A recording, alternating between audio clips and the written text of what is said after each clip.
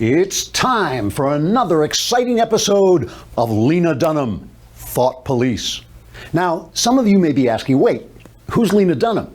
After all, if you're like most Americans, you've seen her name in news articles and you've heard she once had a television show, but you've never watched the show and you've never read any of the articles because you've been busy doing more important things like braiding the hair around your navel or trying to see how far you can shoot a booger by blowing it through a straw. Well, to bring you up to date, Lena Dunham is a dumpy and unattractive woman who enjoyed taking her clothes off on the HBO series Girls.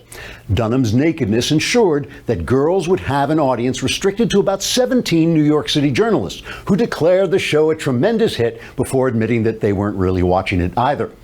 Dunham claimed that the audience's unwillingness to look at her naked body was due to their sexist, bigoted privileging of beauty over ugliness.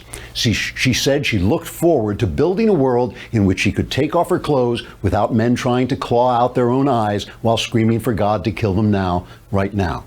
But in our latest exciting episode of Lena Dunham, Thought Police, Lena Dunham was recently making her dumpy, unattractive way through the arrival hall of JFK International Airport in New York. This is actually a true story. Ever alert, Lena Dunham, Thought Police, overheard two American airline flight attendants having a private conversation about so-called transgender children. Luckily, Lena Dunham, Thought Police, was able to listen in on this private conversation lest two Americans exchange ideas on the events of the day without being monitored by Lena Dunham, Thought Police.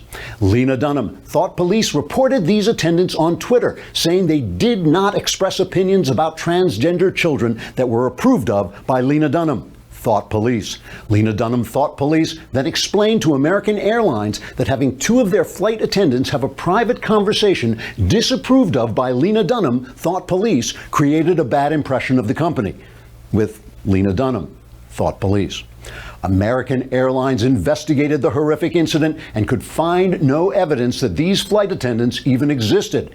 Which is another thing about Lena Dunham, Thought Police. Not only is she dumpy and unattractive, but a lot of stuff she says turns out to be what is technically called untrue. Like that time she claimed she had been forced to have sexual intercourse with a Republican named Barry, and no one could locate a Republican named Barry or any other man who was interested in having sexual intercourse with Lena Dunham, Thought Police.